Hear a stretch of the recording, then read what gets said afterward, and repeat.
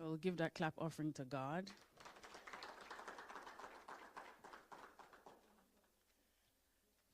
Good morning. Really wonderful to be here. Thank you all for having me, and thank you for the opportunity to come and share.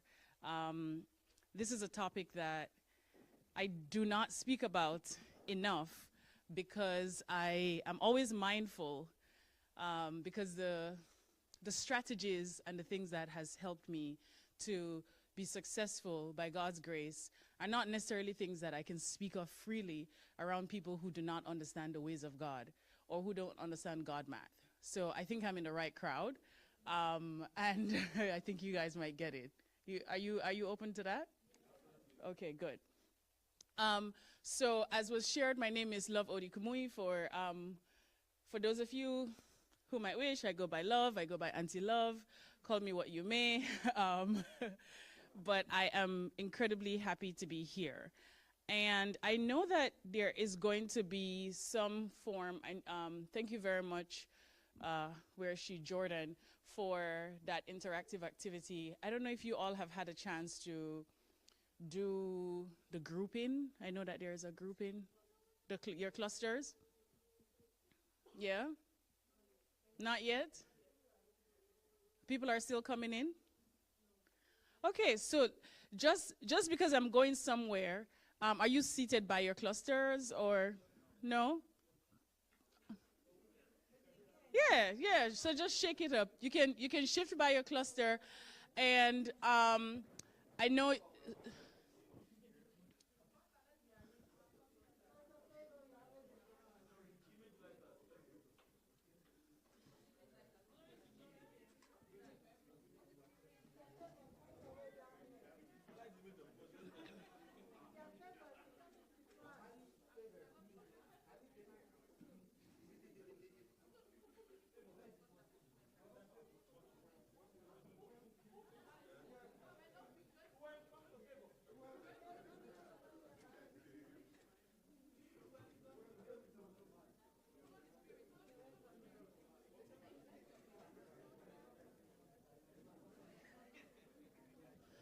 and tech team, do you have a clicker for the presentation?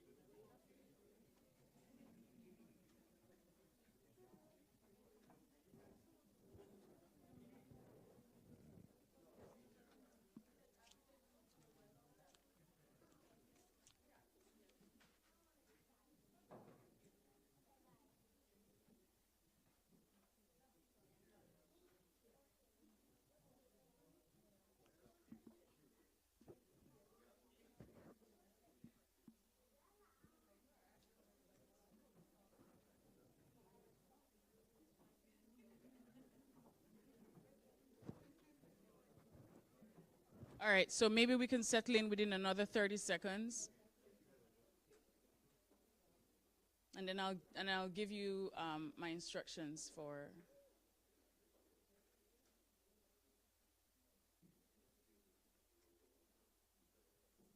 Yeah.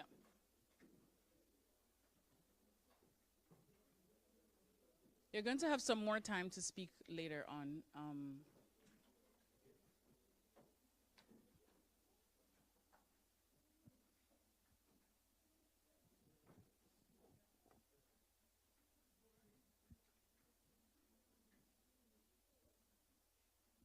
All right, so I'm going to give you about 3 to 5 minutes. Let's see how well you can accomplish this.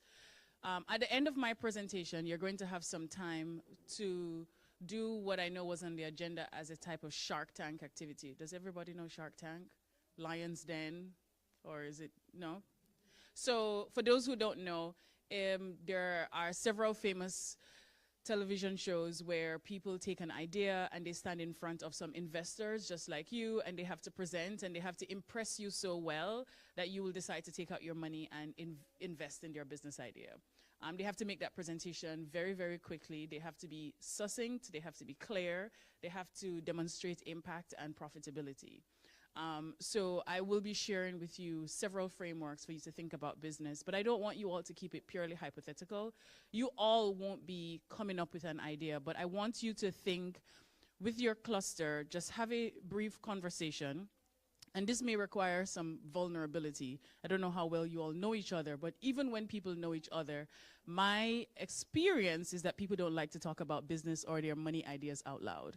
So I will be asking that of you this morning, to trust the people who are in your cluster. And I want you to identify one or two persons who, if you have a business idea and you're like, I would like somebody to help me develop this and to think this out loud, then today is the day.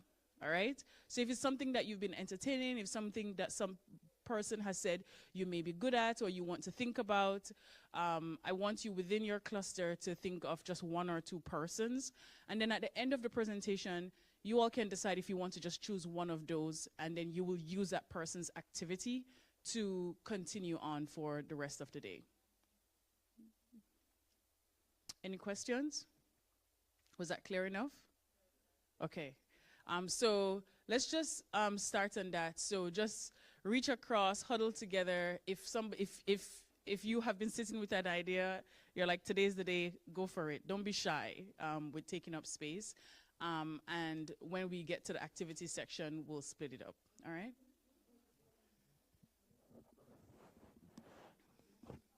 So it's 10:45. We'll do this until 10:50. All right?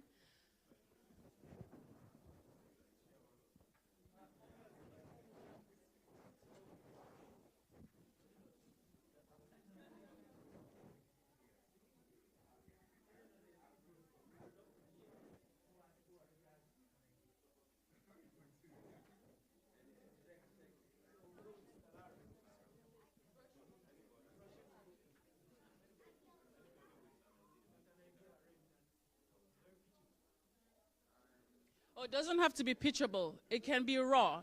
Yeah. Yeah, raw, but you're passionate about. Don't worry about that. Yeah. Tech team. No click. Okay, so do I keep telling you to move the slides? Oh, okay.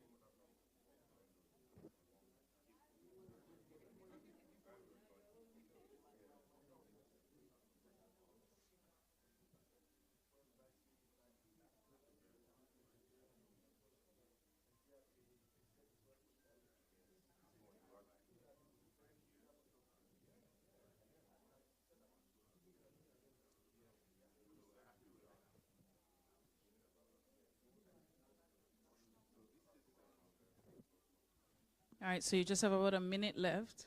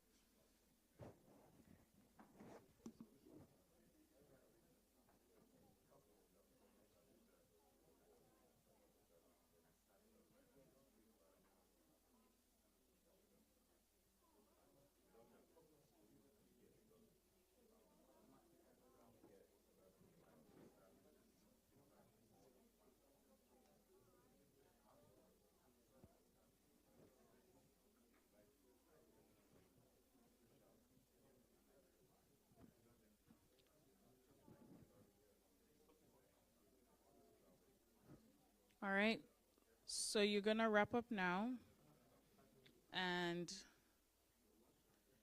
gently head back to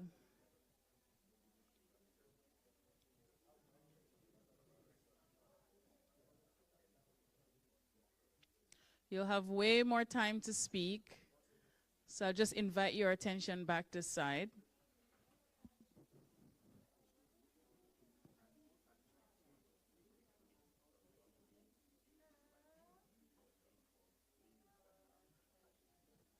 I'm waiting for a few more people.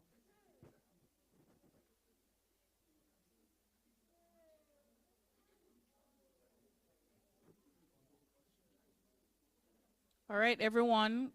It's a wrap. It's a wrap. It's a wrap.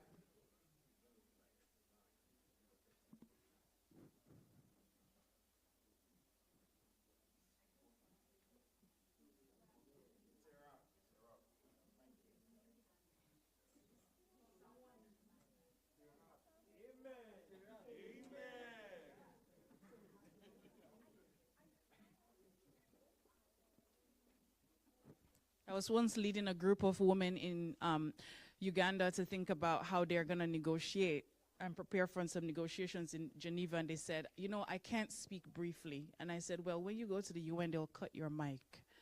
So they learned to speak very briefly, very quickly, all right? So I want you to think about this for your pitch, right? More is not better, right? Sometimes concise, sharp, to the point. And I know we have a limited time, so I'm going to try to power through this as quickly as possible. A lot of information is going to be coming at you now. This is a time to take out your notepad. If you write, eat it all up. You're going to need to process this, you know, like afterwards, and then use it later, all right? So I hope this is beneficial to you. And a word of note for the person here who says this has nothing to do with me because I am not trying to start a business. Me too. Starting a business is the one thing my mom says I did not know would ever happen in your life, because I was like, why don't you just calm down and take someone's paycheck? So I am a very unlikely entrepreneur, and I'm going to speak a little bit more about that journey and how I define entrepreneurship and why going from idea to innovation and why exploring how you can be entrepreneurial no matter where you find yourself. It's not just about chasing business. It's not just about creating business or revenue. It's being and embodying the fact that you were created in the image of a creator, and inherently you are a creator. So by not creating value and by not creating something that lives beyond you and adds value to those around you is sort of sidestepping one of the core parts of the identities that we have as people who believe in God. So I'm going to spend the first few moments, we can just keep moving the slides. I'll spend the first few moments starting with some mindset shifts. I want to invite you to think and explore from some mindset shift point of views.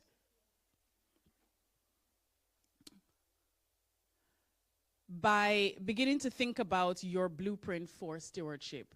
My idea about thinking about wealth and my idea about exploring what it takes to build beyond myself started when I visited a particular beautiful place, and this is, where's Jordan, my favorite name in the house.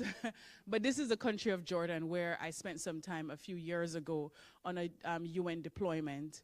And while touring the city of Amman, I, walked through some of these relics, and I had sort of like an awakening. So I'll ask a question here.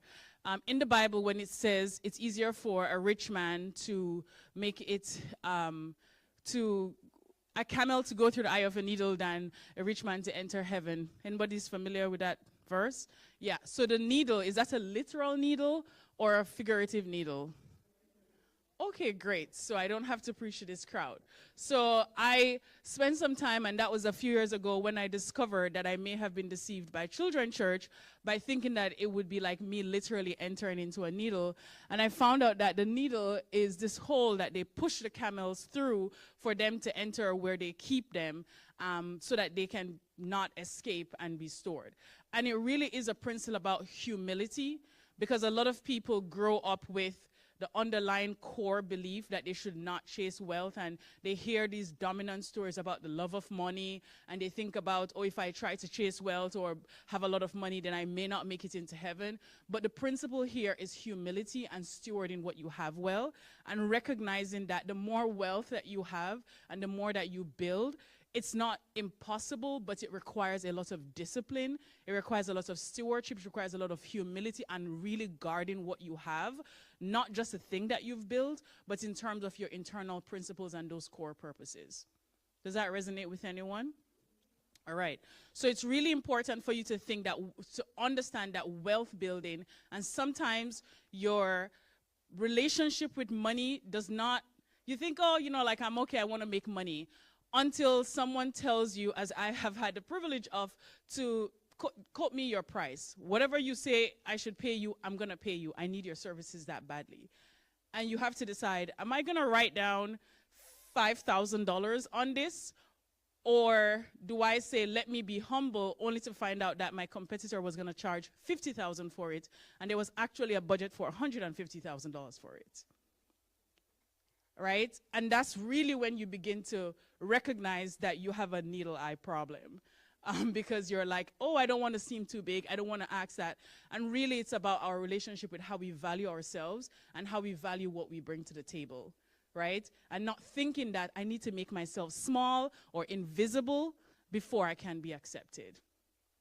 All right? So being visible, right, and recognizing that you can handle the wealth, being visible and recognizing that you already have the principles that will help you to steward that wealth properly is really, really important. God is a creator. I am made in his image, and I can make things. So everybody is thinking about content creator, and I'm glad they just showed up, but we've been creators all along because we are image bearers. Amen? All right. So on to the next one, and this is really key. So you're a creator, God is a creator, you're an image bearer of that, so you inherently, God didn't create small things. You inherently can, you yourself, and Tisha already began to mention it, you yourself can establish an entire enterprise of things, whether it is that you want to think of yourself as someone with a portfolio career. So some of you may want to write this down. If you think of yourself as someone who may want to work within a company for most of your life, you can have a portfolio career. You can still be entrepreneurial. You can still maintain a job within a company, within a particular industry, but there are other things that you can do. So think of someone carrying a portfolio of several files. You can think of yourself as that. Or you can think of yourself as creating something that have several folders and components of what they are.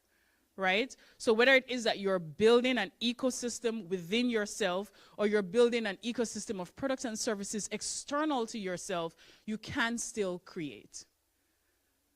Can I hear someone say, I can create? Because I am the child of a creator. And I am made in the image of a creator. So on to the next slide. So one of the things that taught me this lessons very well in about 2007, when I got one of my first few jobs, of which I have had too many in my lifetime, one of them was being a school teacher. I was a school teacher in one of the worst rated schools in the country where I lived. And I mean, it was rough, right? But I was like, I need to do this job because somebody has to figure out a way to pay for law school. So here I was, hustling this job during the day and going to law school at night. And one of the things that teachers had to do way back in the day, and this was not in America, was to go to classes every day and to mark a register, right? If you know what a register book looks like, it looks like a long ledger with lots of rows, and I absolutely hated it. So all the teachers in the class, you know, I was like, oh God, I got this job. Okay, I can teach. Let me just get over with this. And I had to go to my class to have everyone sign their name every morning, and at the end of the day to have them sign their name. And once I said, well, they have student IDs. Weren't they just like scanning their names at the door and coming in? So I said this to my wonderful colleagues in the staff room, who quickly burst out in laughter because they're like, there she goes again, the dreamer, who is just like, you think that you're better than us. We've been teaching for 40 years. So I was like, okay. A few years later, after I got married in 2013, my husband was like building a clock, a timer app. And I was like, I guess I'm not really a tech person, but I was like, I think this has some potential. It failed, but nonetheless, he's a serial entrepreneur. But I thought it was completely out of my zone. What I did not realize was that what I was seeing as a disgruntled teacher and what he could build in terms of his capabilities, in 2017, thereabout, was the boom of the magnetic card industry. And anyone who started, if I had actually taken that idea, I could have been in an $8.2 billion industry of people, because who has to clock in at work? How many of you have to clock in? That was the same idea. And almost every student, you have to swipe your card, right? There's a gift card. There's an access card at the library. That's the same idea. And maybe if I was not in the wrong crowd of people who was thinking, look at this dreamer, and if I didn't feel discouraged, maybe I would have done some research, right? So this is why I'm passionate about talking about this, because thankfully I have been in business long enough to see that people create business out of everything. And this is a creation of why your unique point of view, the thing that frustrates you, the thing that someone says, it is well, it's okay, we are all suffering together, you don't really need to change the status quo, just stay humble and small, can actually be the thing that makes you money. So I pray God opens your eyes and not puts you among people who silence you rather than cause and inspire you to go higher. Amen? So we'll go on to the next one, which is, and I think I just kind of shared this, right? So the idea is, and I want you to know that your gift and your calling is oftentimes not a group project. So I know you're going to be in a group, but the first thing that I wanted you to do is to just choose one thing, because I don't want you to feel any pressure to create something that unifies you all when you are very unique in your own regard, right? And sometimes, and I have this problem as well, when I started my business on Siloed, I went from person to person, and I was like, oh, do you want to do this thing with me? Do you want to start this thing with me? And, I'm hearing myself, and I'm like, why am I so obsessed with trying to bring people along when God has laid this thing on my heart, right? And I want us to really begin to think about that, because if you come from a culture where people move in groups and droves, but then if you still look at your life, most likely you are where you are because you had to step outside of what other people were doing, correct? So if you had to do that and that brought you here, think about that as a unique way that can actually continue to take you further, all right? So again, and I'm just going to keep moving quickly so you can skip the next slide and go on to the next one. A little bit of who I am today, and I'm not going to keep saying by God's grace, because but for the grace of God, there's really nothing. But truly, God has really helped me to be able to think of how I shift from starting in a career in law, and every few years I sit down and I create a table and I either do this manually or I try to invest in some sort of assessment tool, and I try to understand what exactly am I good at?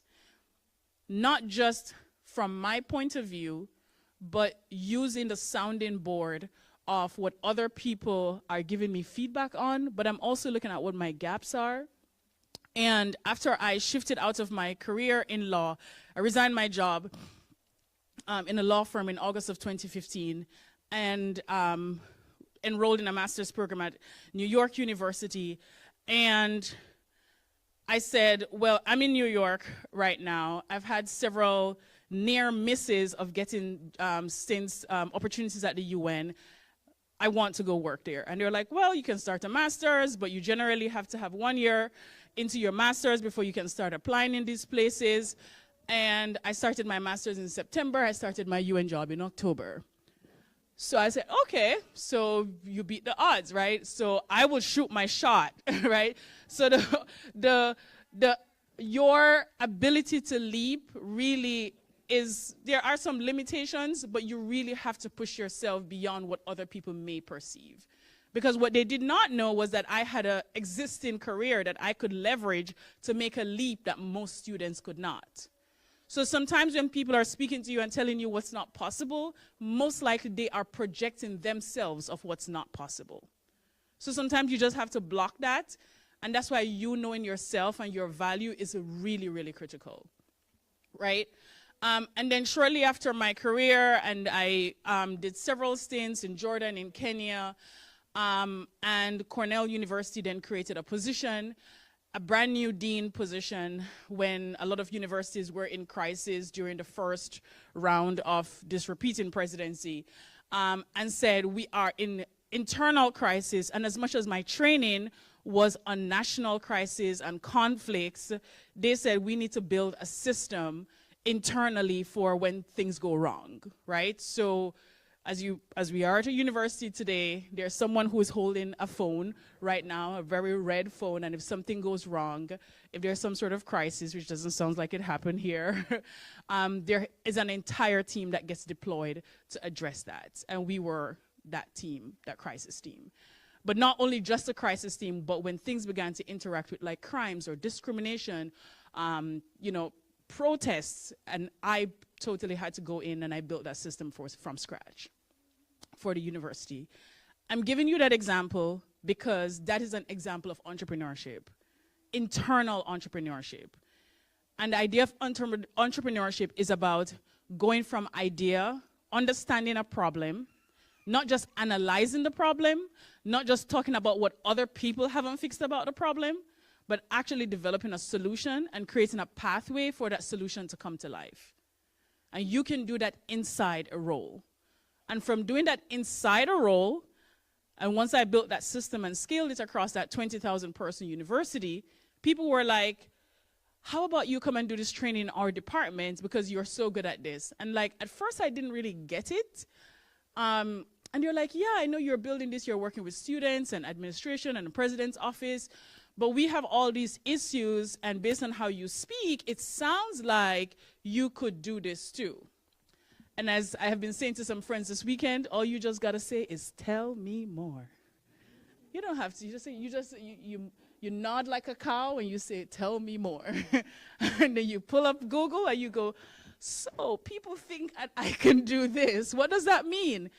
And pretty much I had no idea that there was an entire industry of consultants from the Deloittes to McKinsey's who charge billions of dollars to do this type of consulting. And what people were telling me is, I see in you the potential to do something that I had not seen within myself. And I had not worked in any form of traditional Big 4 or 5 or whatever you'd call it. But every now and then I take a walk, and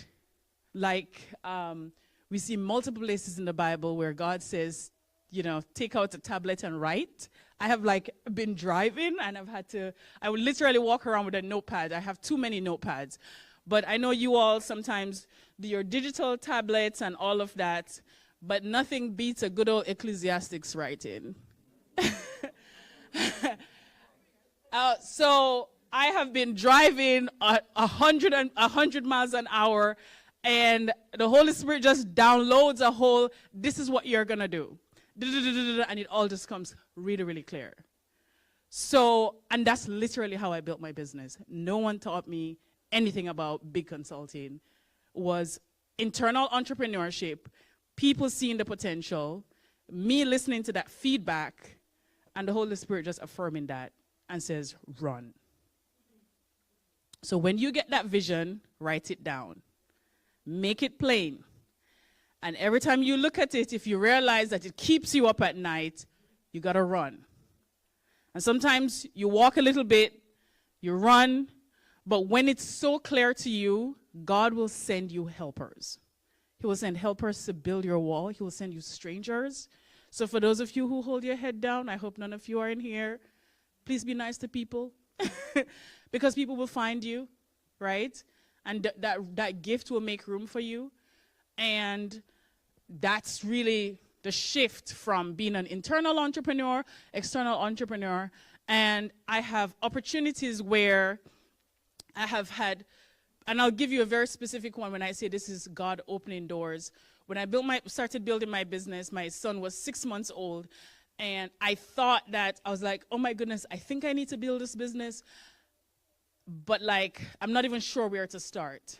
And I was about to return to my job at Cornell, and companies started reaching out to me because I had shifted and changed up my LinkedIn profile.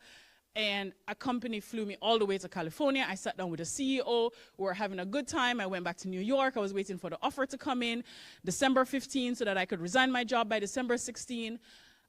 Lunchtime, December 15, I got a call, you did not get the job. And I was like shocked.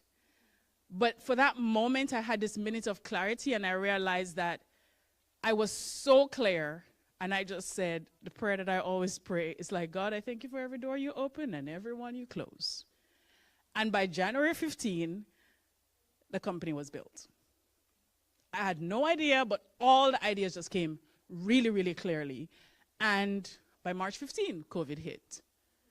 So I have no idea why by December 15, I had made enough revenue that tripled my salary from the job that I just left.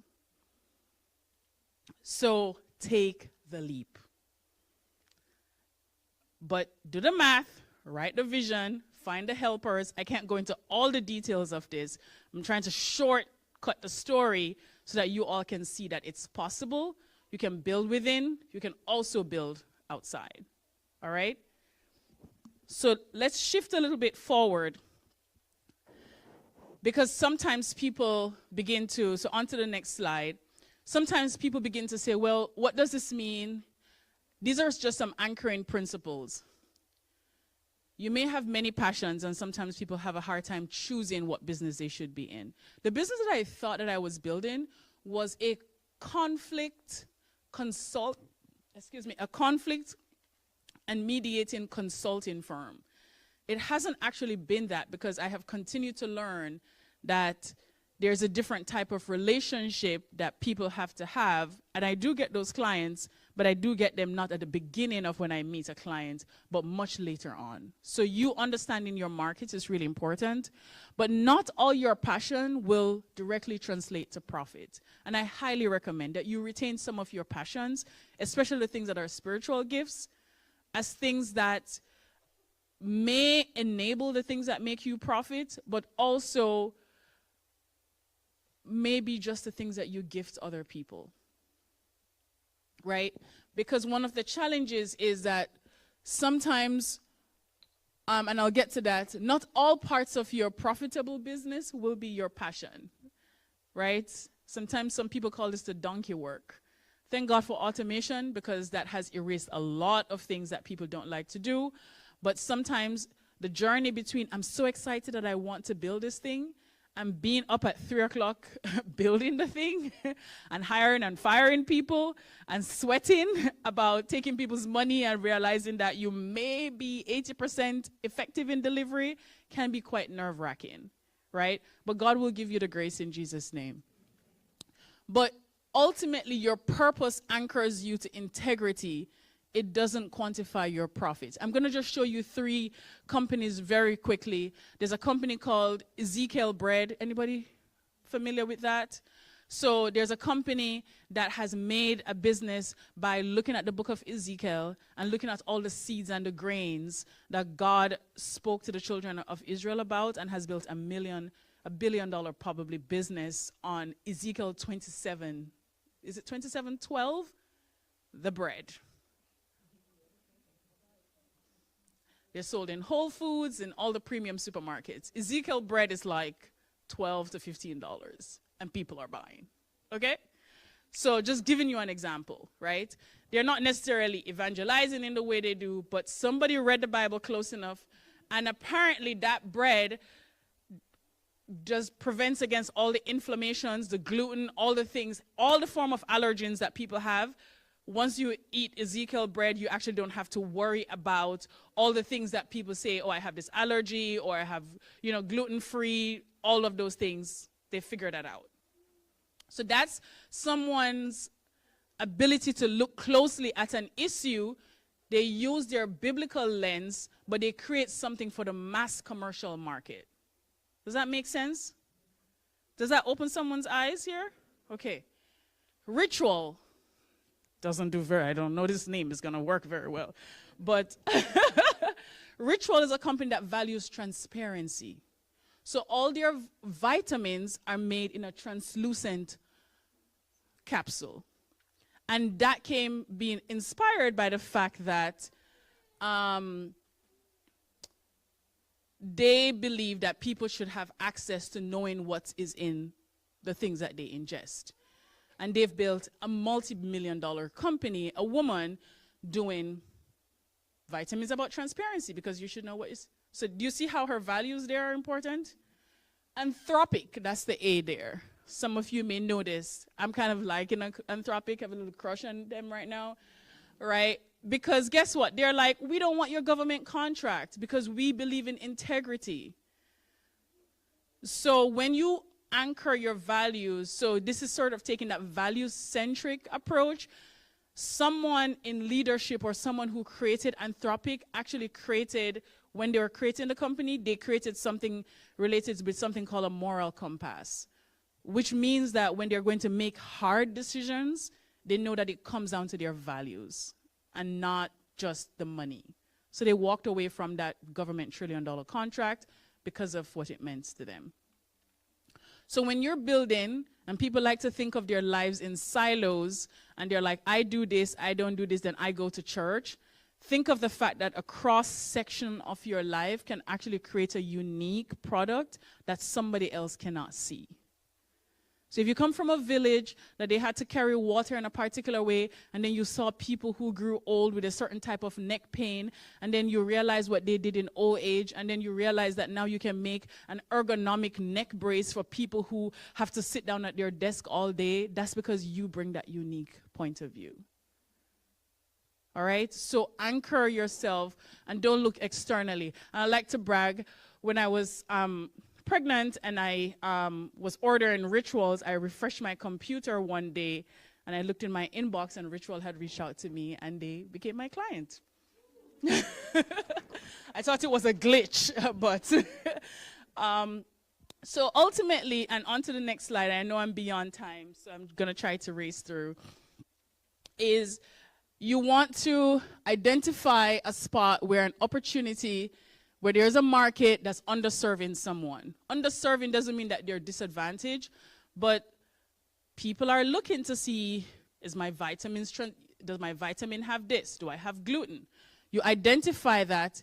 You have to empathize with the buyer. Your buyer is not just a tool to get you a next paycheck, right? You have to be able to put yourself in the shoes of the buyer. I was having a conversation with someone last night, and they're like, I would like to build a health business, right? Can I put you on blast? I would like to build a health business, right? A physiotherapy business. And I was just like, why?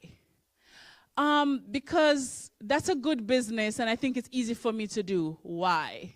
What is it for the people? Well, I think they can go to the mall. Why? Right? And like, I will ask you why, because ultimately we got to the idea that she's just not building a physiotherapy business, but she's building a business because she's an amazing athlete and she understands what it means to lose your mobility and to lose your freedom. And she's restoring mobility and freedom for people because it's a core part of human dignity. When you go on a website and you need a physiotherapist or you have an alien friend or family and you see physiotherapy, here are all my qualifications, versus you see someone says, I deeply know and understand what it means to lose the ability to move. I have been an athlete and I've been injured and I get it. This is not exactly what you thought your life would be. And we will be here, right here with you along the way to ensure and nurse you back to health so that you can have the ability to play with your children, go to the mall and go to church when you choose to. Which business are you buying from? Okay, so take her card on the way out. Right? So that's what it means to empathize with your buyer.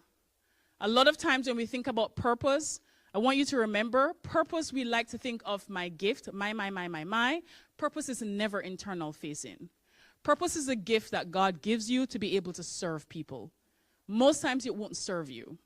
So for people like Sister Tisha and I who like to serve and host people, we're often busted down and tired.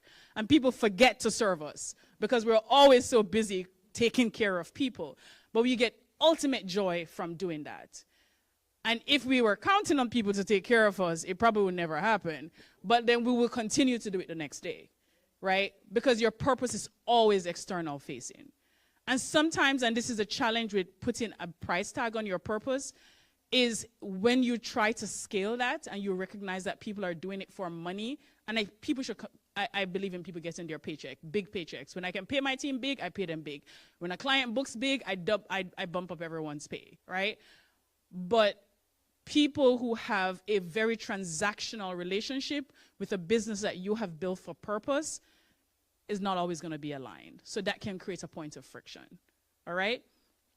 And then you want to create something that builds value, a functional product or service, not just something that your friends will congratulate you for. And most time friends and family never buy business. Amen? You all know about this? Good. All right. So most times they won't share your social media stuff. So most times they won't promote you. So you have to test your product, and that's what you guys are going to do in the next activity. Test your product with some objective advice, right? Even if you're not sure what you're going to build, begin to build a personal brand. Go on LinkedIn, clean up your profile. If you see an article that excites you, share the article and just put 3 sentences on top. I started to build my LinkedIn in 2013 when hardly anyone knew what LinkedIn was, and I just thought it was like an easy way to create a virtual website because people started doing their websites, and I was like, I don't have time for that. And now I have continued to build that, and that has been almost like the predominant source for new business for me. People just like jump in my DM. By the way, do you want to do this? Oh, I have this, right? They find me. It just self-promotes. So begin to build that. People will like look you up. So begin to build a point of view, even if you don't know what you're going to sell yet, so that you can begin to have some way of creating value, valuable thoughts, valuable perspective. Don't just be so internal and navel-gazing. And that can happen when you're in academia. You like burrow deep in the ground, right? Every few days, just come outside and see some sunshine, right? And see what's going on in the world. Track the news. I know it's overwhelming, but see where are there gaps in my industry. And even if there's something that's irritating you, you're like, I actually know this solution. And you could just say, it'd be so interesting that although we have all this research, what interested me was during COVID, I remember the World Health Organization was my clients then, and you had, as well as other organizations, and the researchers in there kept saying, I wish we did a better job sharing our research because we actually know how we could have fixed this before it became a full pandemic. Right? So even if there were people who were good at communications and writing and making short videos, they could have actually not just be writing research and saving them in the fridge somewhere, but actually promoting them to actually create something, which the Eli Lillys and the Pfizers and all those people are doing now. Right? So just think about how, again, you can do that. And then finally, establish something that you can create a transaction where value is traded for profit, right? And these are ultimately the key things. I'm just going to touch on a few other principles very quickly. Next, I want you to, next slide, I want you to think about this idea versus red ocean versus blue ocean strategy. I see this quite commonly where people create businesses because they see other people having that business, a very copycat thing. So I may have been like eavesdropping in the crowd, and I'll hear people say, I want to build the Uber of, South Carolina, right? Like, is there already an Uber? Like, why would you just be building an Uber, right? I want to make this of that, right? Like, if it really is, yes, but like, try to reach into an entirely new demand for a pain point that someone hasn't really solved yet and validate it rather than just copycatting what someone has done.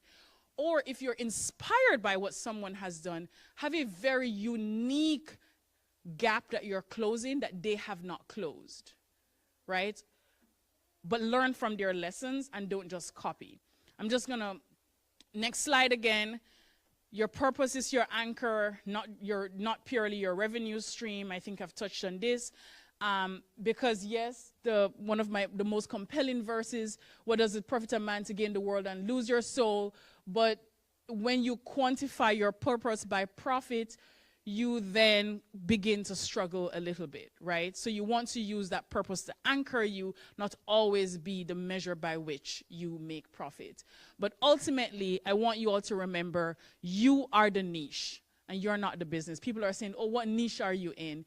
Why do I say you are the niche? You are the niche because I gave you that example. You come from a village somewhere. You see how something works. Like, I was a school teacher, seeing the register. I was feeling the pain. I should have known marking that register. If I were to just think of scaling that scanning business, which has completely been a business in that country now, I would have begun to create something that would have created ease, because guess what? At the end of every day, we have to count all the students, and then at the end of the year, you have to count across, and then you have to count all the lates and all the absence, right? That thing is painful. If that was a scan, it would have just automatically given me the numbers at the end of the day and at the end of the year, and it would have just automatically transferred that into the school reports. Even if it did not like automate anything, but it just gave me a total on a spreadsheet, that was a simple enough idea, right? And then I would have continued to develop it, but I was the one who felt the pain and the discomfort, so don't dismiss that, right? Like, that made my annoyance with having to do repetitive administrative ideas made my unique perspective there the niche, all right? So I'm going to go skip through the other slide to the archetypes of the unlikely entrepreneur. I like to show off, there are many entrepreneurial people in the Bible. I'm sorry to disappoint those who expected for me to show people like Elon Musk. You will never see that person on my business presentations. You should not take business advice from people who are immoral in the way they choose to live their lives, right? So that's also just something. The people we promote as, oh, look, I want to be the Zuckerberg, the Elon, like, good God, we have better examples, right? We have and I want to just take a minute here. These are some amazing people, and they just happen to be women, in the Bible, who were wealthy. Lydia, who funded the early church. What I love about Lydia is that she did premium stuff. She sold premium silk and linen, right? So if you have a business that you are thinking, I don't have enough hands to scale it, you want to think about quality instead of quantity. So if you increase your quality, then you can sell yourself as a premium, because maybe you make this thing in your kitchen and you can only make 10 bottles. You need to then create of such a high quality and high price that you have a waiting list that people will fight. Have you seen videos of people like fighting to buy cookies? I'm in New York, right? One cookie, $40. The kitchen sink cookie. It has everything, meaning there's no recipe. Oatmeal, chocolate, dark chocolate, white chocolate, macadamia, and then they create this giant cookie, and people are outside in -4-degree weather waiting for one cookie, right? So you create a premium product and you speak about it well, because you know that you can't create too much of it, right? So that's why more isn't always better. If you can be a Lydia, then you can get some premium stuff, and your premium money will fund the church, right? So the Abigail, who had a very silly husband, Nabal, still found a way to go out and negotiate. So there's also sometimes a stereotype that, oh, a man needs to build a business and da-da-da-da, and I just need to make something small. Abigail, the great negotiator, also Esther, knew how to leverage, take some risk, right? I love the fact people talk about Esther and saving the children of Israel. What people don't know was that Esther was in wife school for like a year, getting premium skin and getting herself all elevated, right? So that she could like execute, right? There's an Einstein quote that says, if I had a problem to solve, I'll spend 99% of my time understanding the problem and 1% solving it. Right? So I want you to think about that. So when I say it right now, I'm not saying you're going to start a business tomorrow, but you may need some Esther strategy, right? You're tracking. And when the time to strike, you're dead in the bullseye. And that will be yours in Jesus' name. So we know of Rahab and Fotina. I gave her a name, but most of you may know her as the woman at the well, who was the first social content creator in the Bible, who was going viral after she met someone really famous, and she was just talking about him. All right. So next slide. You can be an unlikely entrepreneur, and again, those people just happen to be women. But venture capitalist data actually says that women-owned business actually have a higher ROI than men-owned business. Again, they may just be coincidental, but if you consider yourself like not just whether or not you're a woman, I'm an immigrant, I'm the only black person, or I'm not that great at this. I like to think of yourself, sometimes the underdog is quiet and humble enough, right, to see the problem that the noisy people up top are not seeing. And that's the real lesson here, all right? But of course, the woman stuff. Another thing I want to think about is finding your Jonathan in business, right? We know of Jonathan and David, but sometimes you're really, really good at something, but you need somebody who can actually help you on the things that you're not so great at, right? So someone who can find your blind spots, who can challenge you, and to keep you going. And can you skip to the next 2 slides? Again, 1, 2, keep going, 1 more.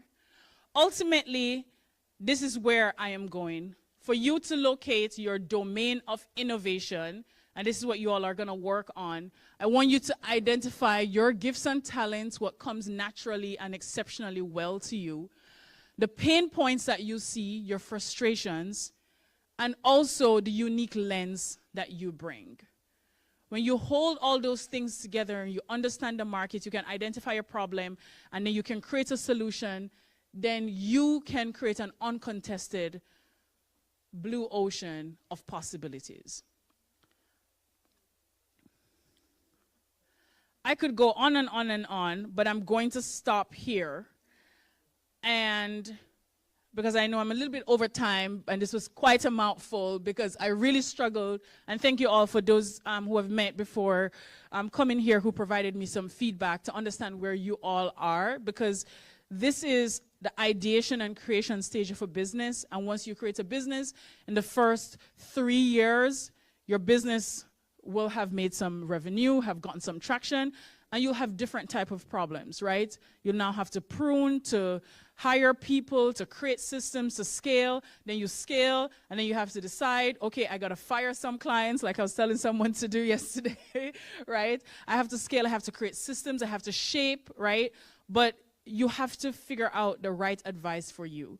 And there are lots of people who make lots of videos and lots of all these things, and they're not telling you that, well, I also had parents who gave me $500,000 to start their business, and I did not have to pay rent, and I didn't have immigration issues, and I could sleep in my parents' basement. So no, I'm not going to tell you how Mark Zuckerberg could drop out of school and build with his friends, and his mom was cooking for everyone upstairs, and they could be in pajamas and sweatsuits for like 2 years just building a business and not being worried about their degrees. That's not the business advice. Neither am I going to tell you about Elon Musk, who went to South Africa and benefited off the apartheid and got all that money so that he can come build a business so that he can be the Teslas of the future. Like, that's not your framework. So just be also mindful about who you take advice from, because the stories of their life and what's in their bullseye is very much not yours. And you may not want to aspire to it either. So I hope this has been helpful, and thank you.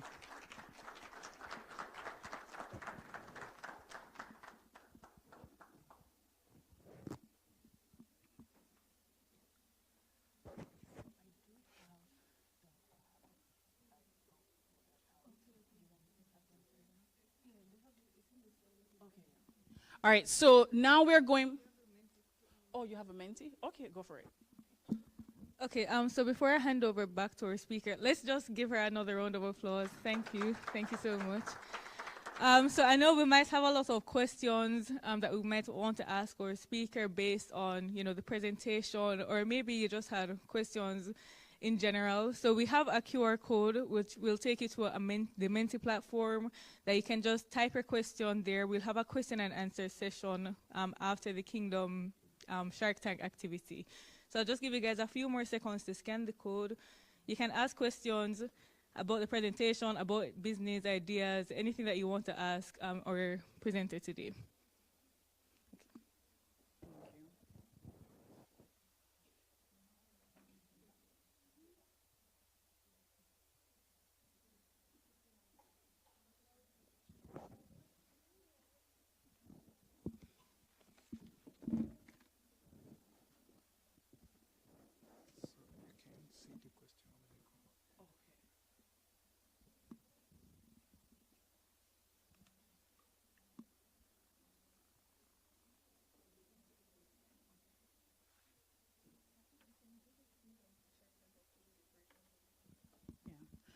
All right, so you may still have questions. I don't want to say I hope you don't, but I hope this was clear enough.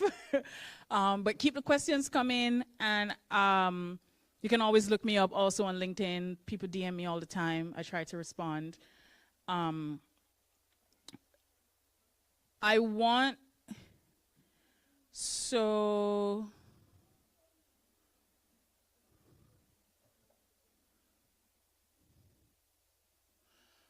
Tech, could we go all the way towards the end? It's going to be a blue and white slide that says your frustration is not an accident. You have the blueprint. Will you build?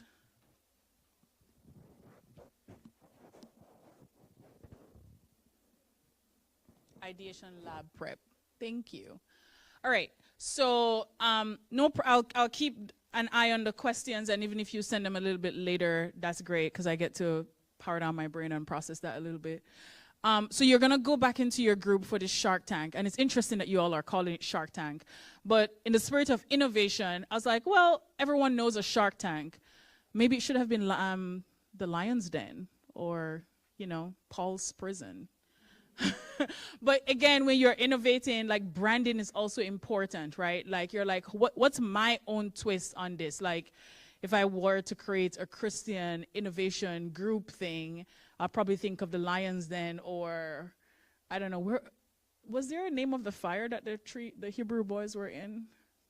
No. The the furnace, yes.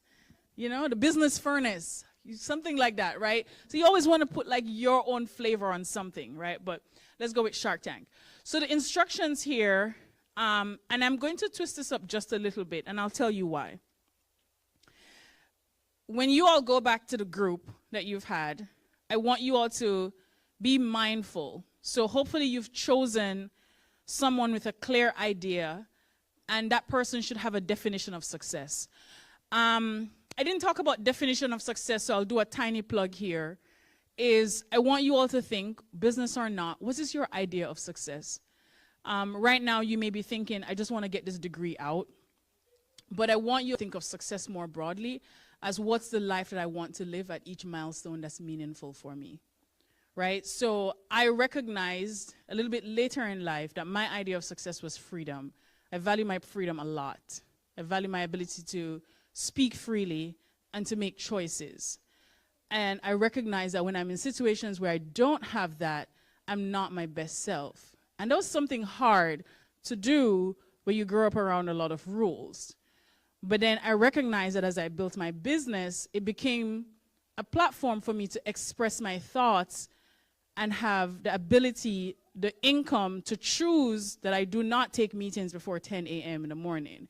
And neither do I talk to people who I don't particularly like on Fridays, right? So I make these random rules that guide my life because I get to, right? I make choices that after the first year or so of my business, that I don't have meetings after 4:30 because I want to play with my kids between 5 and 7. And I don't do late night meetings, right? Except I'm talking to someone in a different country. And even then, I'll talk to them once, and then I'll get them to be the one who does the late night because I don't wake up very early, right? So, like, these may sound things that are ludicrous for people who may be like, we wake up, we clock in and all of that. But just sit down and meditate and really say, God, based on the way you've designed me, if I didn't have to apologize and you didn't have to bend over until I'm feeling like I'm breaking myself, what exactly is unique for my design and how can I pursue it? And not be embarrassed about it.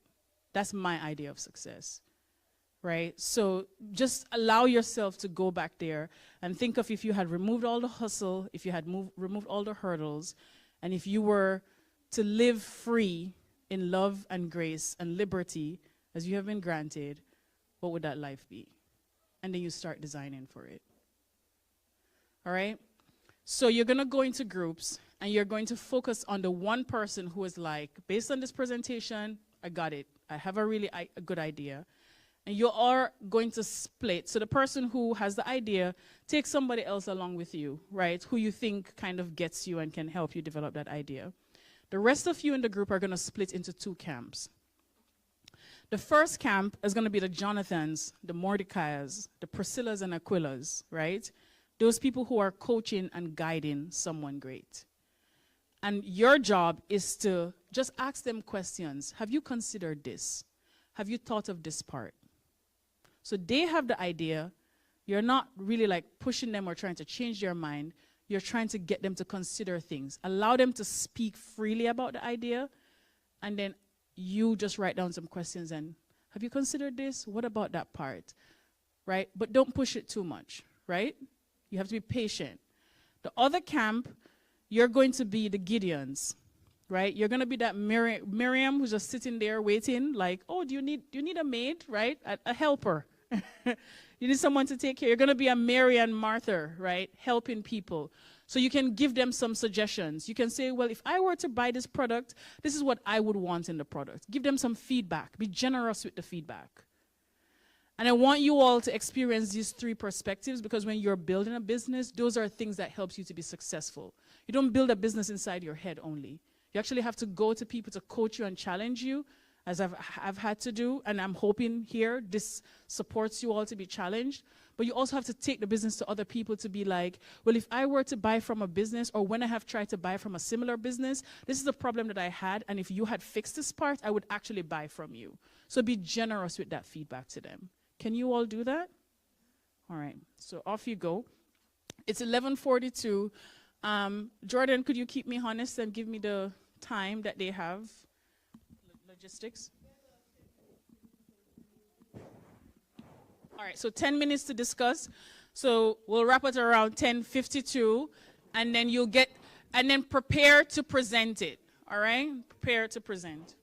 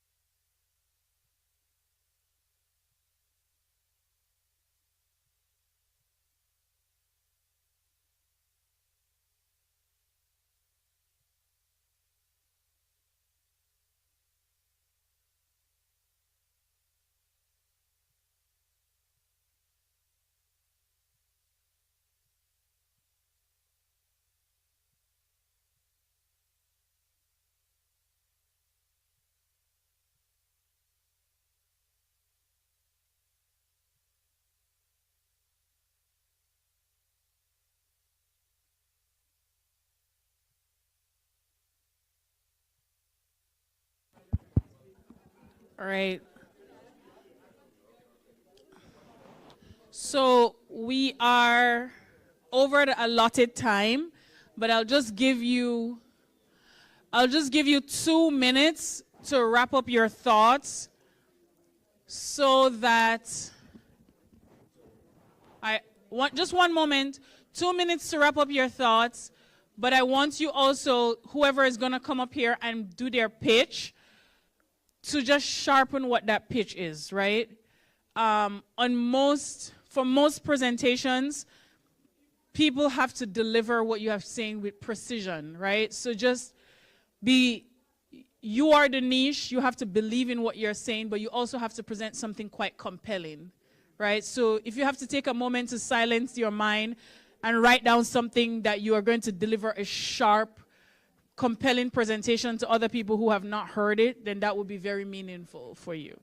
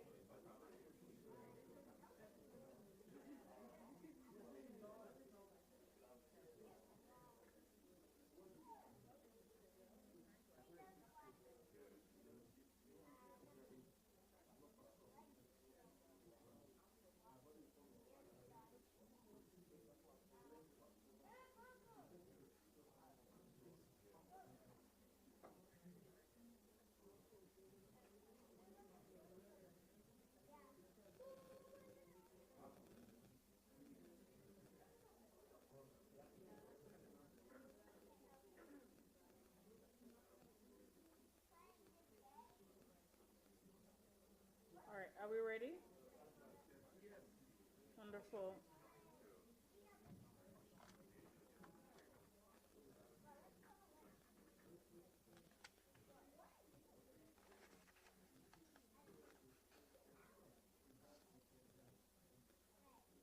All right, Jordan, who goes, in what order? Do you have a preference? Okay, I'm gonna go sit, and then you can maybe come help me out, and so I can take some notes.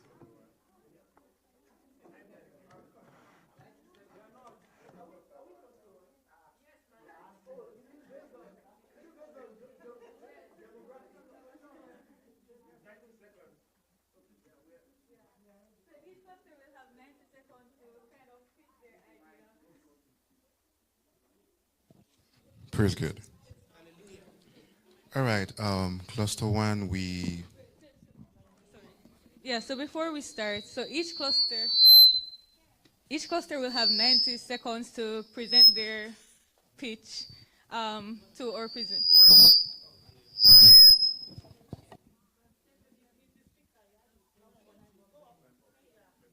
Okay. Oh, okay. Yeah, so each member will have 90 seconds to present their pitch to our guest speaker. After you've presented, then we'll give her the mic to provide some feedback. And just a reminder that we still have the Menti active, so if you have any questions, maybe based on like the feedback. Oh yeah, there are questions already, but if as she's giving feedback, you have any questions where you'd like her to maybe explain a bit more, just remember that you can always submit those questions through Menti. So Cluster 1, I hand it over. All right, thank you. So Cluster 1, we brought an idea that we think is compelling and is very interesting for us to share. Our idea is a local service connection platform, a community-based app designed to connect people in Clemson with trusted local artisan and service providers. The problem is that many residents struggle to find reliable people for everyday service like tailoring, plumbing, cleaning, event support, and skilled work. Most of the time, they depend on words of mouth, social media, or random online searches. That process can be stressful, unreliable, and time-consuming. At the same time, many talented local artisans and small service providers do not have enough visibilities, even though they have the skills people need. Our solution is to create a free-to-join platform where local artisans and professionals can build profile, show their work, list their specialties, and receive customer review. User can browse by service category, compare options, and connect with the right provider in one trusted space. What makes our idea different is that we are not just another app showing nearby service. Our platform is intentionally designed to give local artisans and smaller community-based providers better visibilities. Our platform focuses on the overlooked skilled professionals in the community and help residents discover trusted local talents more easily. We plan to launch first in Clemson, build trust locally, and grow through community outreach and social media. Once successful, we can expand to nearby areas and introduce premium features for providers. In summary, our platform helps residents find reliable help faster while giving local artisans a stronger opportunity to grow. Thank you. Here's an even shorter closing. We are just not connecting people to service. Nearby, we are helping community discover and trust the skill local artisans around them. Thank you.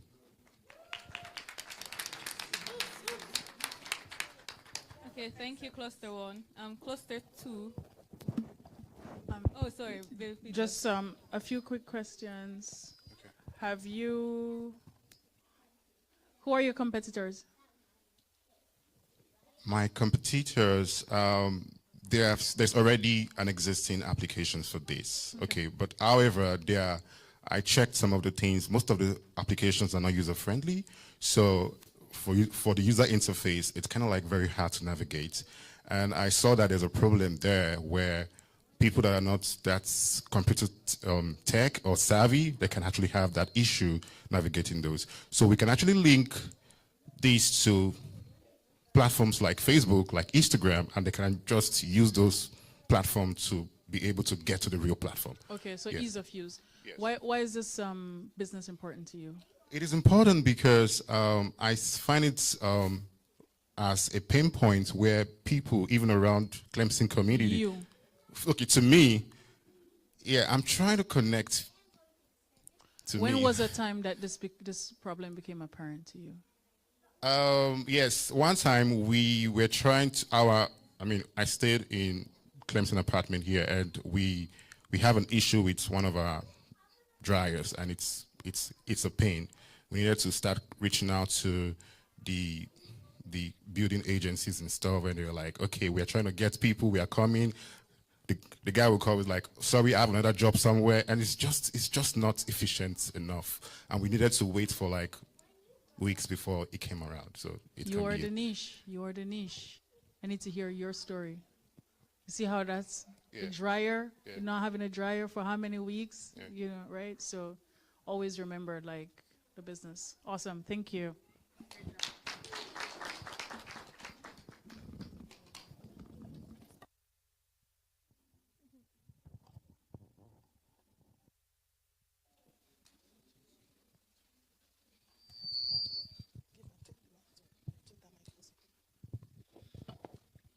Praise God. I believe we have an innovator in our midst. So, she pitched this idea, and initially I was like, this is silly. But then I remembered my childhood, and I remembered being here in America, and I was like, remembering how my dad had to buy like a audio recorder for me because I'm someone that likes to be in the classroom to hear. That's how I learn. And so here's our 90-second pitch. So imagine never missing class again. Not because you watched a recording later, but because you were actually there, even when you weren't. We present to you In My Seat. This is our cutting-edge robot. In My Seat is a remote presence robot that allows students to attend school in real time from anywhere. As a nurse who has dealt with kids with sickle cell, diabetes, autoimmune disorder, kids with cancer that whenever they have flare-ups, they have to be hospitalized. Having the kids being able to log in, see what's happening in their class, interact with their teacher, and stay fully engaged, just like as if they were physically there at their desk. So this is not just about convenience, it's about access, equity, and performance. Schools lose their valuable performance metrics when students are absent. Attendance impacts their funding and academic outcomes, and overall their school ratings. As a mom, the first thing I look for is, what's the school rating? And so this is something that we know that the schools will want to invest in. In My Seat, school can reduce their absenteeism, improve participation, and boost their academic performance, which will lead them to a higher ranking and a stronger reputation as being like best cutting-edge school. But also it enhances the student's experience. So no more falling behind, no more of the student feeling isolated or struggling to catch up. Students can stay connected socially and academically, which will improve their confidence and long-term success. And dealing with sick kids, this is something that they always feel, that they wanted to be able to get. And okay. So, yes, go ahead. Oh, the alarm, are we done? Yes. So basically, our model is simple. We partner with schools. We provide them in our seat units, $50,000 per robot. Yes. Giving them a cutting-edge solution that will improve their performance as a school. Go ahead and talk. Yeah. So this idea is. So this idea is going to go to kids that like maybe they have like illnesses and are in the hospital and can't go to school. So there's going to be different modes, like FaceTime mode, where they can be there, they can say hey like to their classmates. They can also play like at recess and stuff like that. So it's like they just never left the classroom. And yeah, we're going to start this idea for like students, but we can advance on to like teachers and things like that.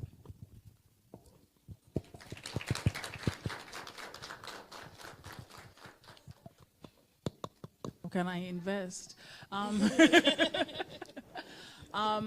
Do you see any challenge to starting? What challenges have you considered to starting? I think the technical challenges. We had the challenges. We'll let them speak on this.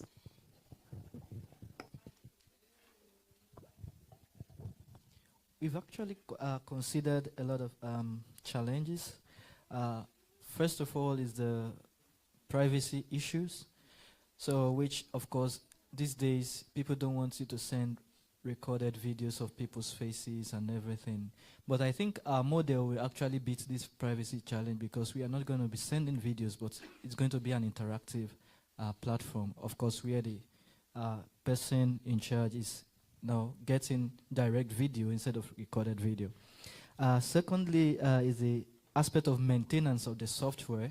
So which is, of course, we are thinking about partnering with other software companies and make sure that this affordable and easy to use software for this model. And again, we have considered the issue of misuse, in which students are very funny. Everybody just want to log onto the model and say, oh, I'm sick today, tomorrow I'm sick, everybody don't want to come to school. One idea we come up with is that we are going to have a kind of subscription such that you know that you are paying for this particular thing. If it is not very important for you to use, you don't just click onto it. So, and then the fact that, okay, I think, am I missing anything? Okay. I think with that issue with the school, we also decided that we're going to punt that responsibility to the school as well. Yeah, because it was a situation where they asked us, okay, what if all the kids now want to be sick? So this is going to, and like I was telling them, this would be a pre-existing condition situation. It's not because you have a headache today, so you can let your, they will use the bots for you. No, we have people that have chronic illnesses. And it's also, we'll also leave it up to the school. Most schools know the people that are sick. You know, those people normally will have a school nurse that will come with them. I've worked as a nurse for a particular child in the school. So instead of me now being there as a nurse for the child will be able to get treatments during the time they have flare-up. The robots will stay for them. So. It's brilliant. It's brilliant. Sorry, you wanted to add something? So my understanding is that the robot creates a multi-dimensional experience that a single interface camera may not be able to do. And that's sort of like a linear watching a screen. Sometimes when people send a recording, or the class has to, except you join live, the class has to be recorded and then you send it, and most times people don't watch the full recording, or they don't get the full experience from a pure recording, or they can't participate or provide their answers to the class. Like imagine a kid on dialysis, getting dialysis, but the phone, she can say, hi friends, how are you, during recess, and still feel like they're in class. So that's what we are thinking. We have really kids that are, you know, sick, and sometimes they are just not able to be in class. Your robot can actually serve multiple students, or it's only one at a time? So that's why the schools will be able to invest like in like 5 robots, you know, 6 robots for their chronically ill kids. For those who don't get this, this is like my register idea, okay? It's just like Well, will you fund our business? all right, thank you very much.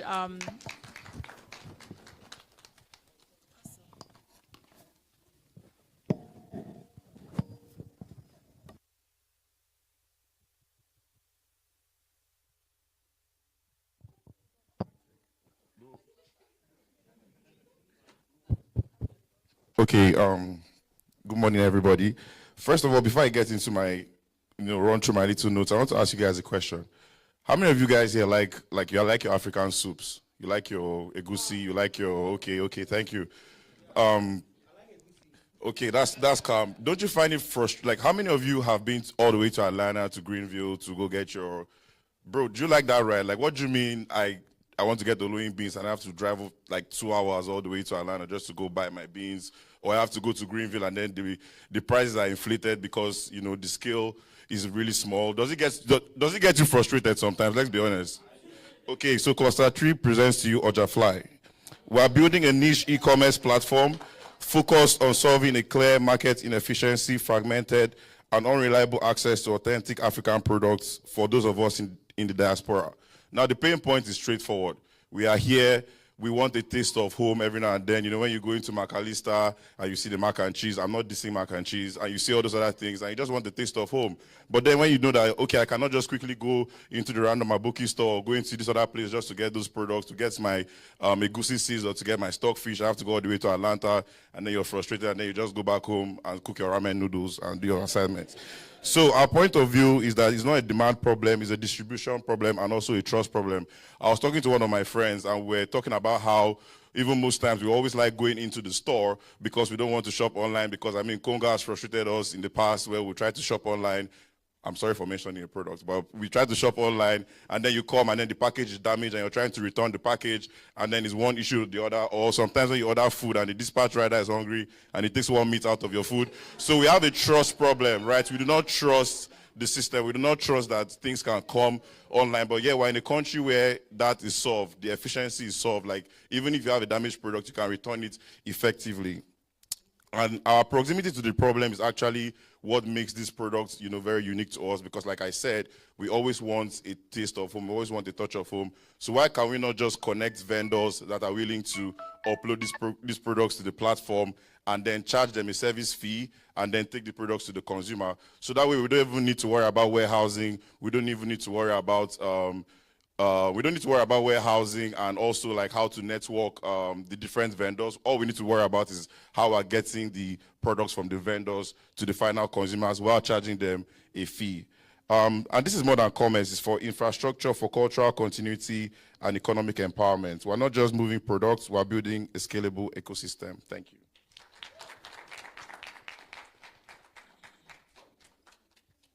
Foreseeable challenges? Foreseeable challenges. First of all, obviously, registration. In this country, it's a good thing. It's why the country is where it is. Like, they always want to test the products to make sure that it is, you're obeying dietary restrictions, you're obeying, the different things that people might not really worry about. Like in Nigeria, So based on the service that you're providing, how do you touch or influence any of those ingredients? Pastor Steve, do you want to help me out? I can let me see. Do you have a response?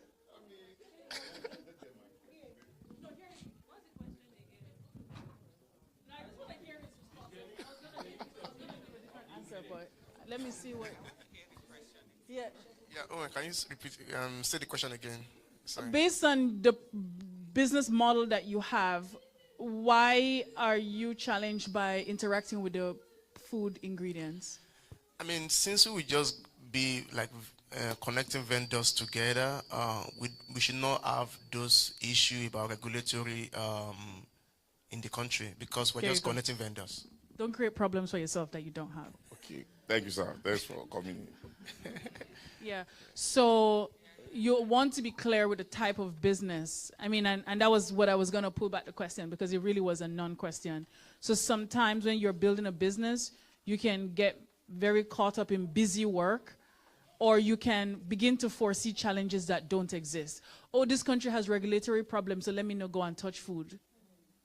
Nobody sent you. Like, just like, is the rice the rice? Like, did you order the rice? So you are connecting the user, the provider, and the buyer, and you're just maintaining the quality. I love that you say the quality, the distribution, right? So you're going to make sure the service is timely, and you're really, FedEx doesn't ask what's inside your package. You just ask, is it breakable?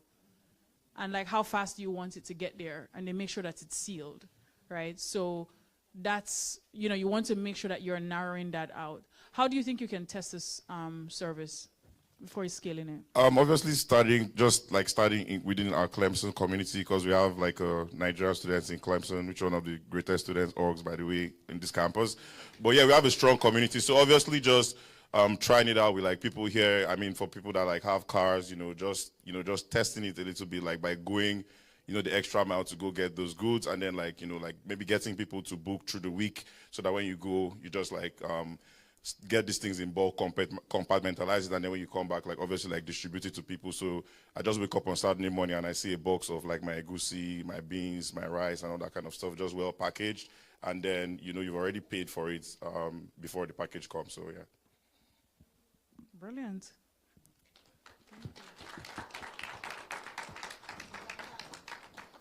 All right, so the final group.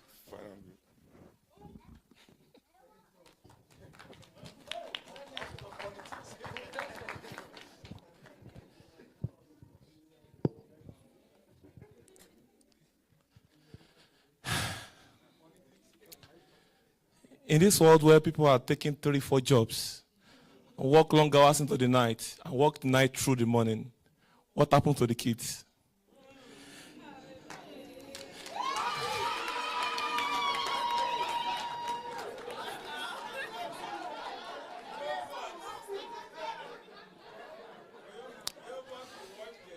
So, the society keeps placing demands on us, and our kids keep suffering. The outcome? Teenage pregnancy, prison, addiction. And we'll see all this coming back to bite back at our society. What's our solution? We have a unique after-school solution that allows you to bring your kids for an extra kind of training. And how does this work? We teach your kids the Bible and the practice of the Bible. We teach your kids sports. We teach your kids how to invest. We teach your kids how to think about future businesses, how to project to the future about what they want to become and how they can actually become it, real estate, stocks. Imagine a preteen learning about stock. And imagine a high school kid learning about how to build a conglomerate. Imagine your kid thinking about a CEO of a big multinational company. And then, so instead of just thinking about how to get graduated from school and how to live a good life and be free and do whatever they like, what I putting in them the wisdom of entrepreneurship, being social, bringing sports, bringing art, bringing drawings, bringing music. So, and it's just 3 times a week. So, from primary school kids to this kid from middle school to high school kids, thinking about like CEOs and stuff. So the program allows people to learn different things from how to build a business, to how to sing, to how to write, to how to plan their life, write a CV, for example. And so this is how we have built a business. Now I'll allow questions and then I'll go from there. Thank you. Yeah. What? Are you taking the enrollment yet? Because it sounds like, go for it. Thank you so much. You are a mother. I'm a mother. The mother is here too. As a mother this is a great idea. How is it different from any after-school program that my kids' school already offer? That's number one. Number two, like you said, 3-4 jobs. I've had to limit my work hours in order to be there for my kids. Not because my kids' school don't have an after-school program, but because there's a level of trust. Can I trust your organization? First of all, are they picking them up from my kids' school? Because I'm supposed not to be concerned here. Can I trust that you guys are hiring drivers that are safe? And then when they go into the after-school program, can I trust that you guys are not just Christian by name, because we see our kids went to private school, Christian private school, but we know what we also saw in that. Can I trust that, there's not going to be any issues with other people are interacting with them, the people that they are around? There's level of trust that I need to have to say that your organization will do the things that I'm not able to do because I'm working. Okay, excellent. I'm going to pause you just to make this a learning opportunity.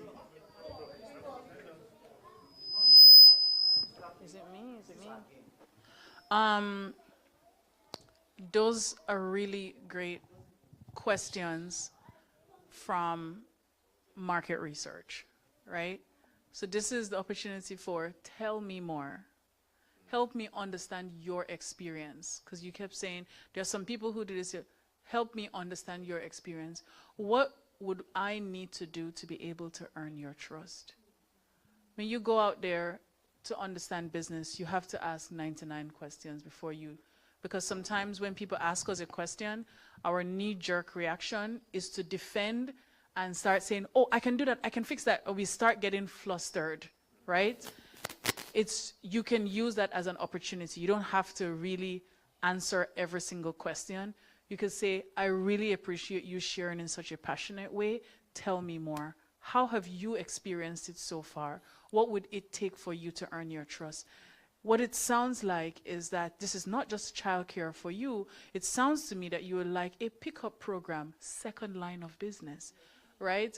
So I will be saving you pick up and drop off time. So you now do a route, like a route to pick up, right? And secondly, they said something like, how do I know you're a Christian business? Do you really want to get into the theology of various people, right? So what sort of principles would anchor you? You take that down in your notes and you say, are there other parents like you that you know that may have similar concerns that I should be thinking about building trust with?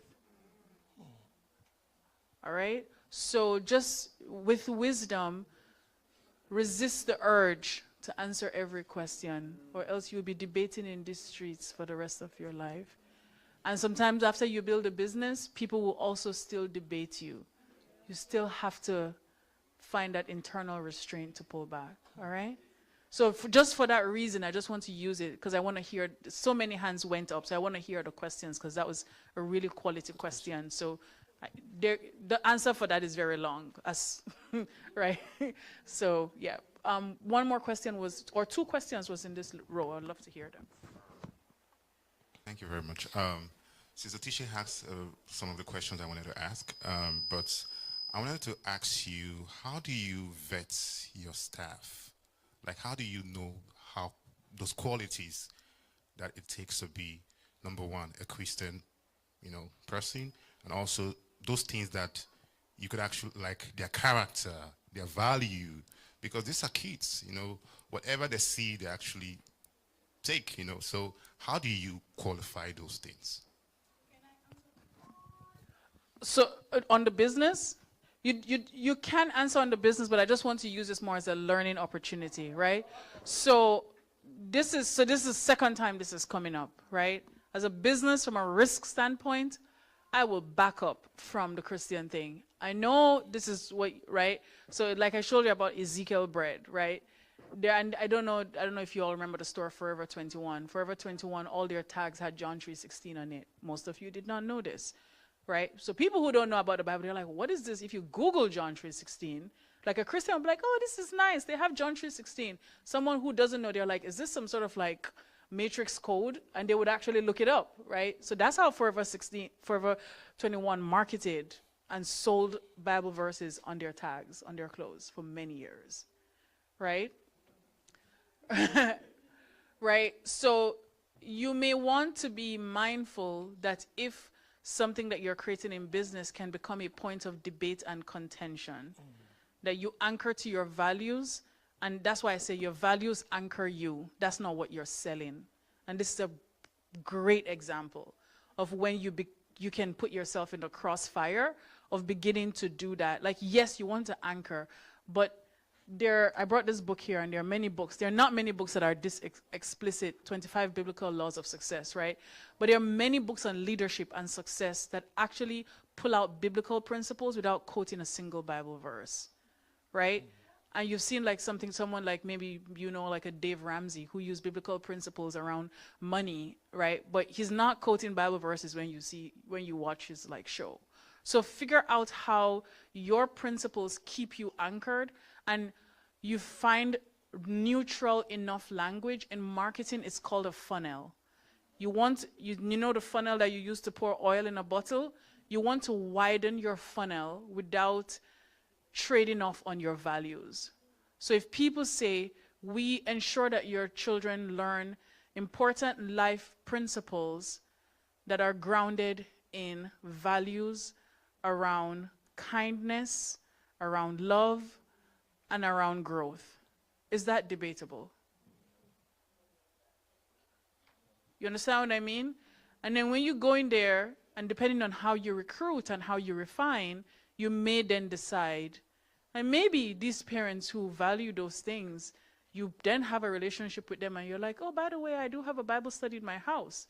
So you now have a funnel all the way at the bottom. Yes, you collect the money, but then you actually now become more associated with like-minded people, and then you have a secondary or tertiary outcome from that. But that does not interfere with your business. And especially because the way businesses are shaped, there are very specific rules around using a business to proselytize people that will impact the funding that you have. So especially in childcare, that's a very, very sensitive area, right? Because if you say you're doing something and you're not doing something, or then you say you're doing something and then you expose yourself to regulatory stuff around what you're teaching the kids, then you're in a red zone, all right? Okay. All right, the other question. Really, really great questions, and I'm glad I get to like...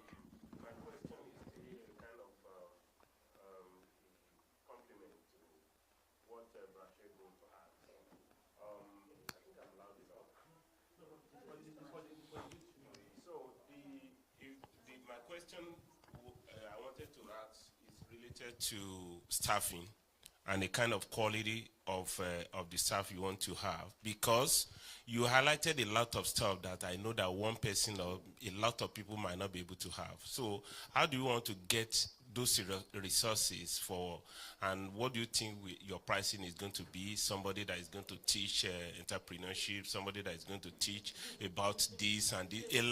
So there are a lot of teaching. There is a lot of things that you have highlighted in that place, so that the place will not be boring. And I want to believe that you are going to make that place very fanciful, what they cannot really, that can make them coming 3 times in a week, that will not be boring. Because if it's just a kind of after school, a glorified after school, say, Mommy, I don't think I want to go over there. So I don't know if you are looking at that in terms of costing, in other way you are going to recruit people that will be able to have all those quality of what you have, and how you are going to do your pricing.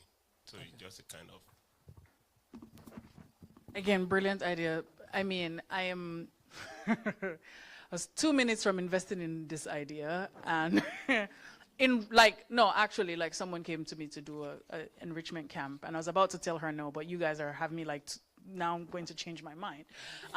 Because again, you want to think of what you have access to. I could, just for time's sake, but the thing that I was actually exploring with someone was leveraging the skills. So of all the skills you have, and I would make it a 5-day program, not a 3, because now parents have to decide what to do with the kids on the other 2 days, right? The transportation, so that's more money, right? And then making it fun. But then you're also in a college town. That's a great job. There are people here who you could actually hire with a different skill on a different day. You end up recruiting by giving them quality master's to PhD level thinkers, and not just a glorified babysitter. So this is someone who is already, so how many parents here would pay for their kids to go aftercare for STEM and learn about experiments? How many persons here would pay for their, I was trying to find someone to teach my son coding, and I had to hire someone in India because I could not find a program to do this online. And then he got sick in there when I would have needed a robot, but and we had to take a break, right? So just think about this. So when I say the empathy part, it's like putting yourself in the shoes. So these are really great questions. And just the fact that the room blew up here, you're really onto something, right? But you want to keep just pulling out the ideas, but you are here. Who would work in this enrichment program for what? It's 4 hours at $100 for the 4 hours. There you go. The enrichment program, people who send their kids to aftercare, how much is it per child? I think $700 per month. Yeah. Okay, when you do that cost dividend and you have about 15 kids in that program, with a multiplier, you're paying someone $100. So your fancy staff, five fancy staff doing this thing that you're doing, right? That's $500, and then you kind of get junior staff that you don't have to pay the fancy amounts because they're helping them to feed them and take them to the bathroom. So your total cost per day for operation between 2 and 6 p.m. is probably about $250, right? $250 times, 20 days per week. Then you can run a Saturday program, so you drop them off with parents to clean their house and go on dates. So then you charge them an extra fee between the hours of 10 and 5, and if they want to go, right? So there you go. You do the premium. If the day drop off is $100 a day, but the monthly cost is $700 a month. You multiply $700 a month, or you can up your fee, because if that's the daycare style one, but $1,000 for premium learning, right? Because you can only take 15 kids. There you go. 15 kids. Are we at $15,000, right? And then you start one place, you operate 2 centers, you just have a very cool 30 grand per month, a little change. Yeah? So you want to think like that. The questions that you're getting are systems level questions, and not just for him.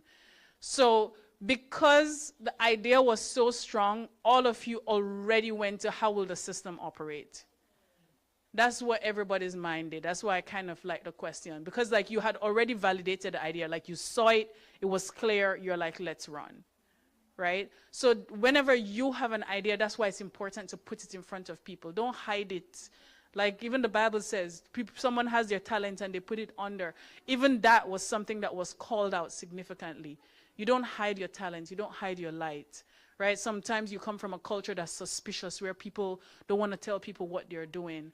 That's not how it works, at least not anymore, right? So just have that, ensure the people, the communities that you've created, that you can trust them and say, I'm thinking of something. Invite people. I know you guys hang out. Like, people are coming over here like, guys, I mean, I went over there and I pitched them an animation thing that I'm being bullied by my child to create, who wants his own YouTube channel. So God help me, right? So I don't know. And I got feedback from the kids. Like, I turned it on and they all started dancing and interacting. And I was like, great. Like, I started writing down feedback, right? So just allow yourself. And you know what?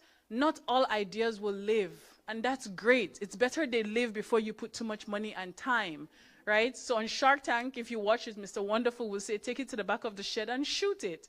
And sometimes you celebrate the death of something and you get it over with. So don't also become so attached, like your ego. That's why the purpose part, your purpose will always continue to live beyond any business idea. So when you realize it's taking too much from you, it's not working out. I don't mean like struggling to make something. You realize it's not working. You've marketed it. You've spoken about it. You've promoted it earnestly. 1 year in, you're $5,000 in the ground. You got to move on. Or you got to listen to the advice that people keep saying. I would do this thing, but you have to pick up my kids and drop them off. Or I would do this thing, but you end at 5:30 and my work ends at 5 and I can't get there enough. So you need to end at 6:30. You get what I mean? So you just have to, like, listening is such a core skill, like, for us to be able to do. So, sorry I kept you there so long, but, like, it brought up so many.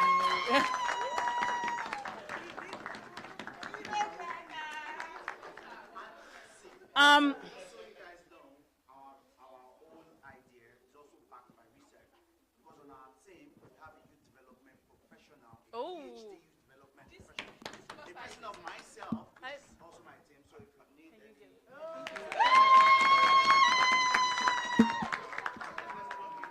No, I have the code. I wasn't turning on. Can I partner with this invention? All right, so I will, oh my goodness, I feel, I hope you all are gaining a lot from this and having a good time, because I feel so badly for going over time. But let me, 012595.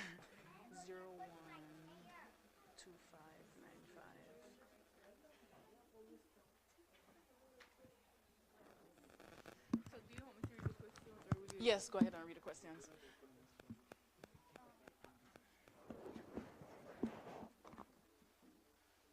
Oh, amazingly, thank you, Pastor Kayode, for sending the verse for the Ezekiel bread, Ezekiel 4:9.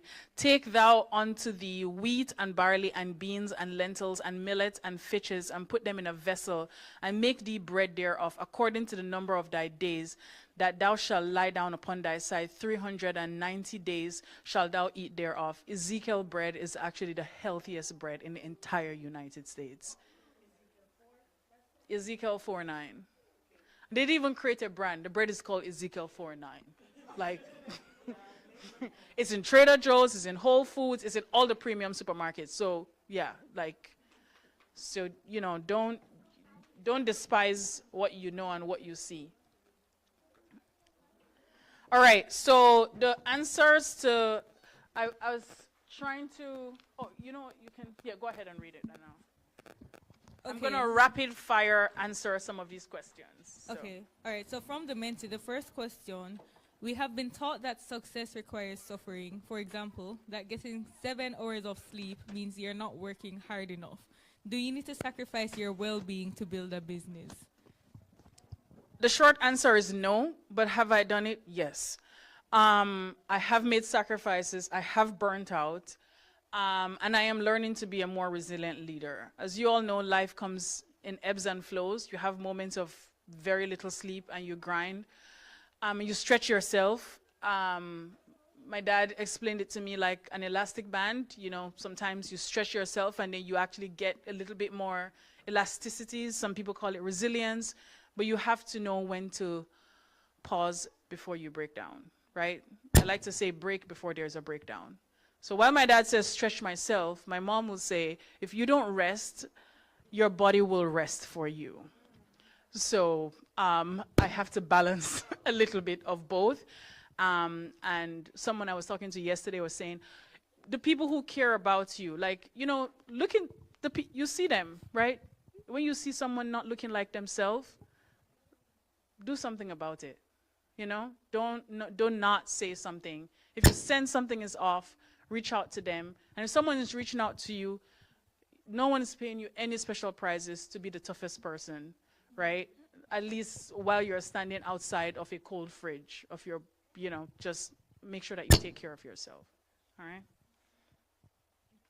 So the second question, what is the first step to take when a business idea is received? Work 9 to 5 to save money and quit the job, or pay to get better at the skill, or just retain your job and start very small? Don't quit your job. Don't quit your job.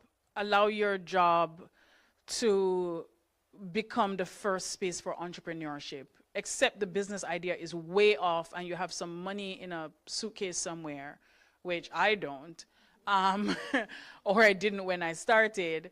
You want to begin to use that entrepreneurial idea. So like I said, when I was in a role, I actually started coming to work a little bit early because there were these like staff association meetings and they had like breakfast workshops and I wasn't getting paid, but they're like, hey, can you come and do a presentation at our staff association meeting workshop or after? So I would actually come like an hour early and I started doing that. And those presentations, nobody paid me to do them, but became the first set of reviews that I started representing when I built my company, where people are like, have you done this before? Of course, I did this at Cornell University. It wasn't on my job description, and I didn't get paid for it, but I certainly have reviews from clients, right? So begin to find a way to build that. But also, what's the first thing that I do is write it down. Ecclesiastics, write the vision, make it plain. Every time you see it, you'll run. And when I write stuff down, I stick it on your mirror, right? Put it somewhere. I love a good iPad, but you have 500 tabs. Once you close that document, you're not going to see it. Make it plain. So when you see it, you'll run. So even if you have to make it a sticker or a reminder on your phone, when I decided on the leave the job part, when I decided I knew that I would leave, I set a reminder on my phone. And the reminder was, get out. And that reminder would show up every 3 months. I just set it as a calendar invite to myself. Are you ready to get out? Right? So you have to find a way to hold yourself accountable. All right? Okay, the third question. My issue is funding my ideas. Like you said, I don't have a rich dad or a free house to crash while I create systems and grind. I can't afford to quit my job. How can I get my ideas out and funded? Yep, similar to what I just said. Explore, research, and survey your audience. You all just did that. I'm sure people are going to walk out of here. That was $0.99, $3.99, right? Like, you don't have to start because you may have to test and iterate a few things. I'm sure if our food delivery person says, and I was given the example of Zappos. I don't know if you know Zappos, a shoe company. It was around for a long time, was eventually acquired by Amazon for several $1 billion. But the guy wanted to start selling shoes online at a time where no one sold shoes online because we all went to the shoe place to, measure. You want to make sure your shoe fit. He went to Walmart. He took a picture of a few shoes, put it on his website. Once someone bought it, he ran to Walmart and bought the shoes because the money had been processed and shipped it to them. Then he put more shoes on the website. And that's how the $1 billion company called Zappos was created. And that's the only reason that Amazon sells clothes and shoes right now, because they acquired Zappos, right? And he didn't have the money, but like when you want it badly enough and when you feel like there's really something here for me to do, you're going to do that. And I was contemplating whether or not to say this, but there's a chance that most of us today in this room are probably not going to do anything with the information that I shared, because we like to be inspired, but then what will it take for you to actually accelerate beyond inspiration? Right? And most times, people wait for external inertia to move them. Something bad really happens. You lose your job. You're on the edge, right? Things have fallen apart, and then you move. might I suggest to you that you find internal ways to accelerate yourself, right? And not wait for life to push you, but for you to find and fuel that fire in between to begin to build. So that was me when I didn't get the job that I thought would have like soft landed me into building the business. And I guess that sort of pushed me a little bit faster, but then I still had to find a way to like sustain myself. All right? Yeah. Just a follow-up question from that. What's the first step to take if you have an idea but no funds to launch it? So when you start researching ideas, especially if you use social media, which I highly recommend to remain on social media, you will start seeing ads because there are many people who have accelerators, incubators. There's lots of free money right now. I am seeing lots of free money right now. The people who will say, pitch me an idea for $5,000. It's not a salary. It's not, they're not taking equity out of your business, but there are lots of really rich people who want to see other people do well, believe it or not, right? Join an incubator. MasterCard Foundation has a massive incubator right now, and they're deeply invested in African people.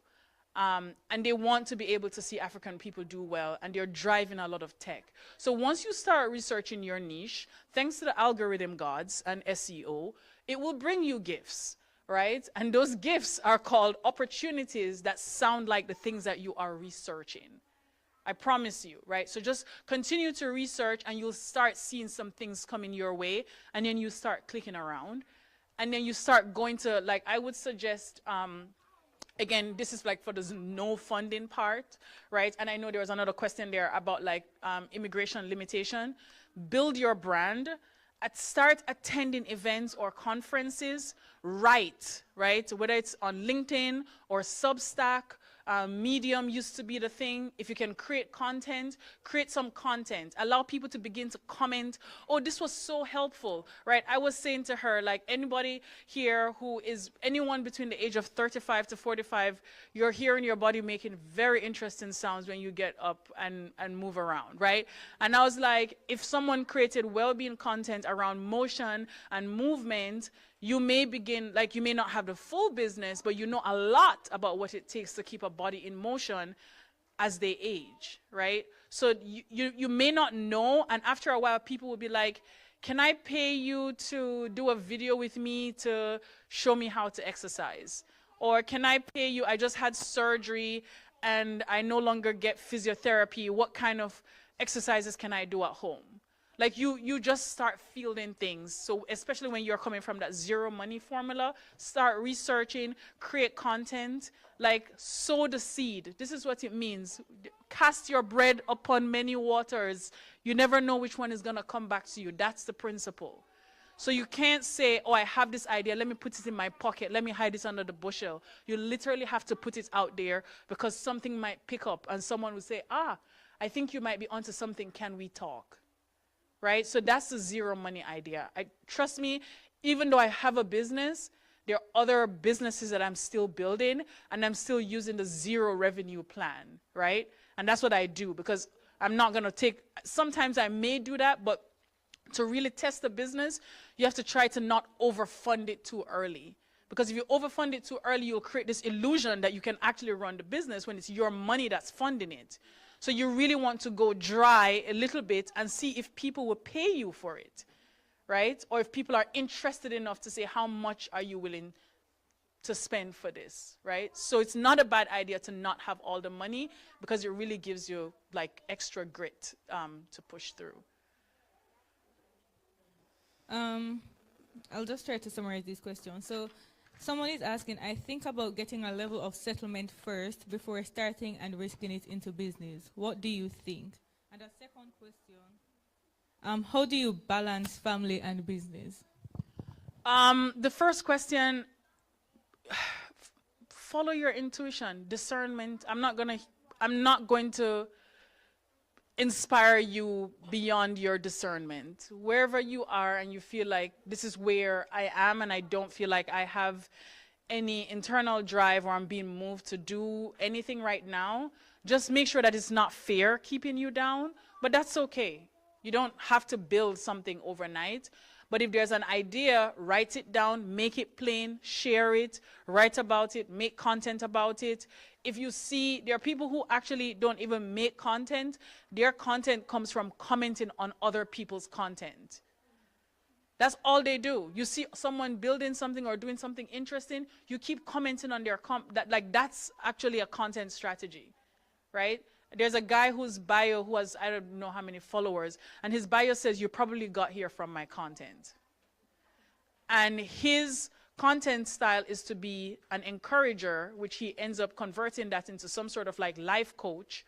So if you saw his content where he made a comment cheering somebody on, and he was like, if you would like a personal cheerleader, my link is in the DMs. He literally makes zero content. Right? So like, just think of what you can offer and don't limit yourself. And balance, balance and finding balance is an everyday practice. It's not easy, but I like to say, I plan a lot and I negotiate my life based on the future that I want and not the chains of any past traditions about what life should be. So I have the ability to be here because I have an amazing husband who has no problem being with all our kids at home whenever I travel, of which I do far too often, and of which he doesn't mind. So negotiate the life that you want and don't limit yourself with any past traditions, because I could be saying, and the question that people ask me is, oh, so what happened to the kids? And I'm like, I'm not a single parent. I have a competent father of my children, and I will trust him to father accordingly, right? And he knows the vision that I have, and I know the vision that he has. So we balance and we bounce off each other, and we are great business partners as well as life partners. And out of that, we recognize, well, people always ask us this balance question. So we are actually building a company with a software that helps families balance their life and how they organize themselves. You can hear about it soon if you want. I'll just ask one more set of questions one more. regarding like the immigration. So the first one, as an international student, how do you navigate starting a business when doing so might conflict with the 20-hour weekly work limit under F1 status? And if you're starting a business overseas, like how do you handle clients in that overseas environment that price down your value based on the conversion of USD to their local currency, which is weaker? So the immigration question, I think I answered it. If you have more, let me know. The pricing question, you may be in the wrong market. Do your research, but more importantly, ask yourself, why do you keep insisting to sell to people who are not interested in buying? And just consider your limiting beliefs, right? I see there's a question on nonprofit, and I'll join this with that Naira question. Consider there are different business models. So you may create a benefit corporation. A benefit corporation is a company that says, of all the profits that we make, we'll give X amount of money to these other people who we would love to sell our services to, but they can't afford to buy. And benefit corporations, that's a whole marketing strategy. Ritual, the vitamin company that I showed you, is a benefit corporation. I believe Ezekiel is also a benefit corporation. You get huge tax breaks from it. Oh, by the way, starting a business, huge tax breaks. You write off everything, including your rent, your phone bill, and everything, right? So when you start building a business, there are lots of incentives, because if you're operating your business from home, you can basically say, I use my home as my business 50% of the time. That's where I keep all my stuff. You calculate the square footage of your garage and your basement, and you write it off on your taxes at the end of the month, at the end of the year, right? So there are ways in which your business is actually, starting a business is actually significantly beneficial. Some people, you may not start the business, especially if you have the immigration limitation, but if you create an idea big enough, then it actually becomes an awesome landing place for you to file for yourself based on an exceptional visa requirement, right? So there are ways to do about it. But a nonprofits are great. I will challenge anyone who is starting a nonprofit as to why. Like, you have to have a core need. If you have a way to create a more financially healthy ecosystem, I generally find that people feel some level of survivor's guilt, like I made it out as the only person who made it out from where I come from, and I want to give it back to my people.